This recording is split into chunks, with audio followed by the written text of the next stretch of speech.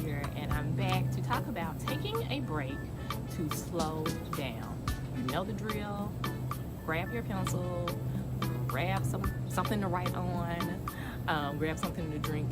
If you choose, drink of your choice. Meet me back here, and let's get into these 3 slow down tips.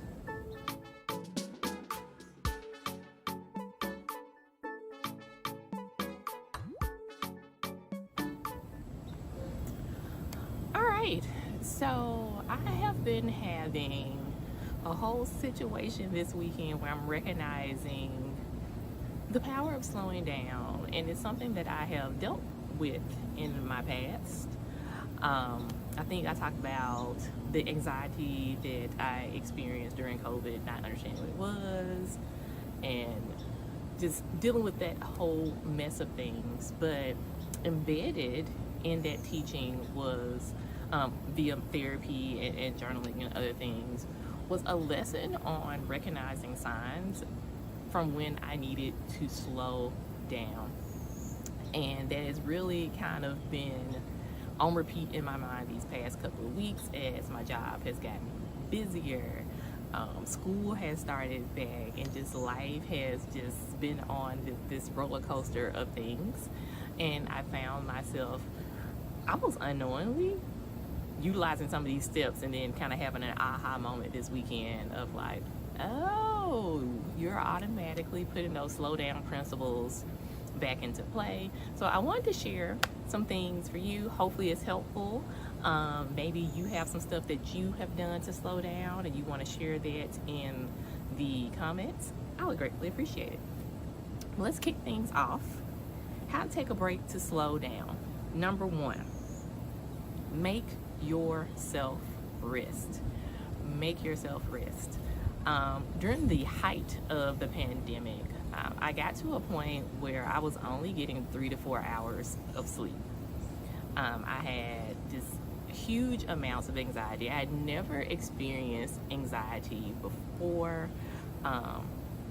Some of the medications, I have asthma, and some of the medications I'm on for my asthma management actually do have anxiety and depression as a side effect, which is kind of wild. And I talk about that in some older videos about kind of like, recognizing what are some of the things that your medicine do other than the intended purpose, right?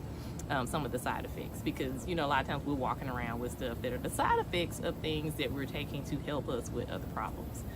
But anywho, long story short, they came into play for me in a big way during the early parts of the pandemic, and I was not sleeping, and all this other crap was going on. Again, it was the early parts of the pandemic, and I was talking to my therapist about it, and to be honest, I expected her to immediately prescribe me something because that's what was happening to all my friends.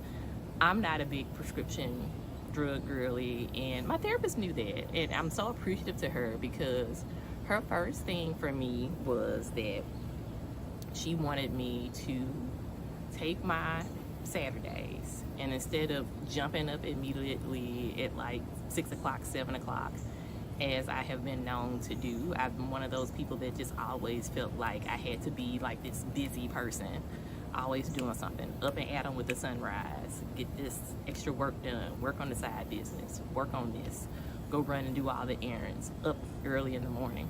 She wanted me to take a Saturday morning, and instead of jumping up, make myself rest.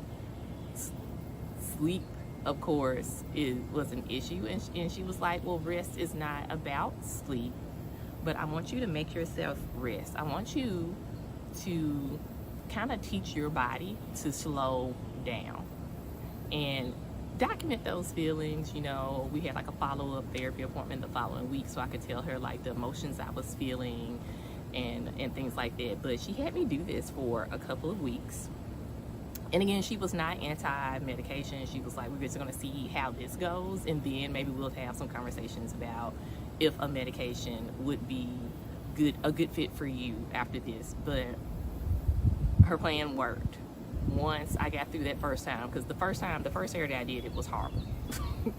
It was horrible. It felt like my legs were bouncing up and bouncing in the bed. as I'm laying here and just like, I should be up making a full course breakfast. I should be at the grocery store. I could be uploading content. I could be reviewing documents.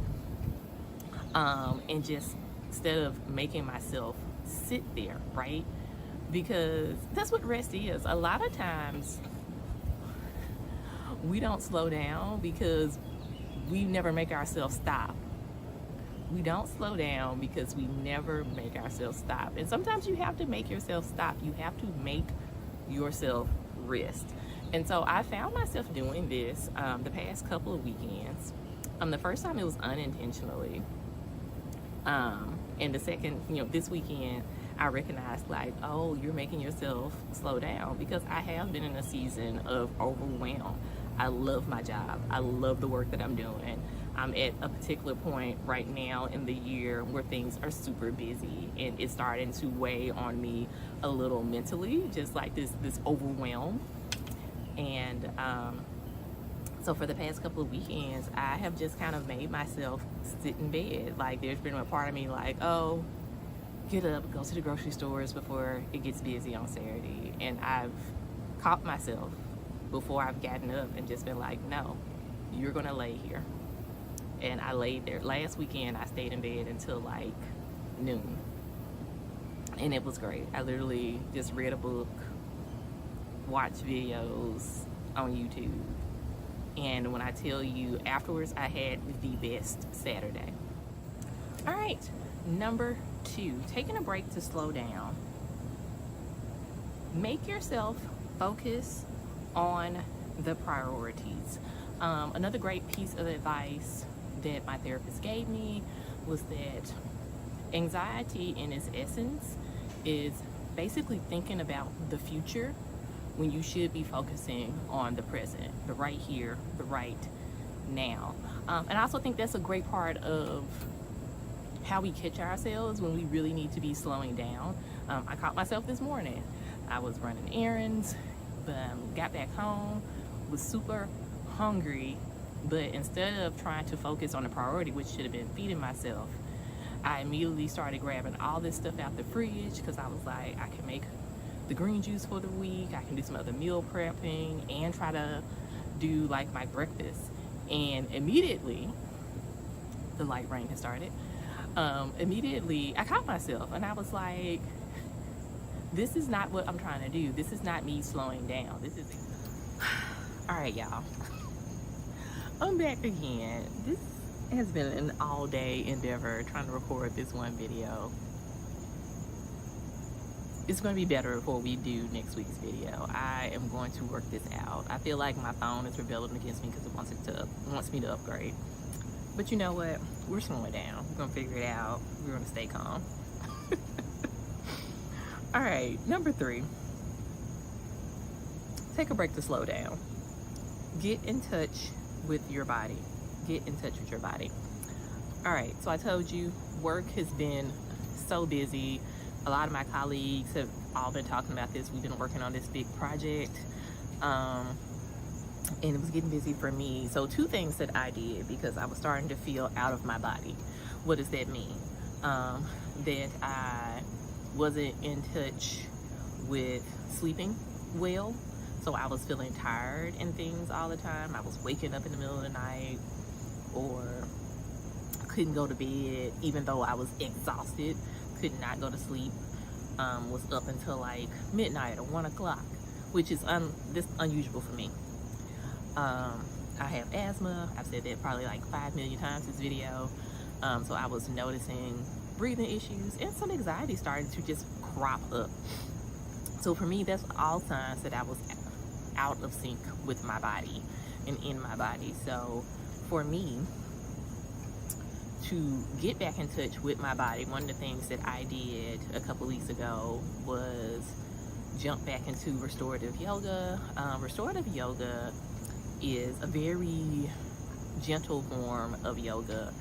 The person I take refers to it as adult nap time, because you only do maybe 4 poses, but really I feel like sometimes it's like 2 or 3 poses, because the main thing is to get you in like a final resting pose where you just rest. You make your body slow down. If you're wearing a smartwatch, and get it to like scan your blood pressure and your pulse rate for that time, you will see your pulse rate kind of fall down. But it just really helps you in quieting your brain and shutting things down. It forces you within that period of an hour to slow down. And I tell you, right when I came home from that, I knocked out. And I was feeling more calm. I was feeling more peace. And after that, that kick-started me into like, all right, breathing, being mindful of my breath work, revising my routine. We talked about routines in the last video, to making sure I had enough time at the end of the night to maybe journal and add some breathing in, getting up in the morning and adding in some stretching to the routine and some things to kind of clear my head and better prepare myself for going into the day. All things to help me kind of stay in tune with my body and to keep my body at peace and not going into this feeling of overwhelm. So I'm going to recap these 3 things.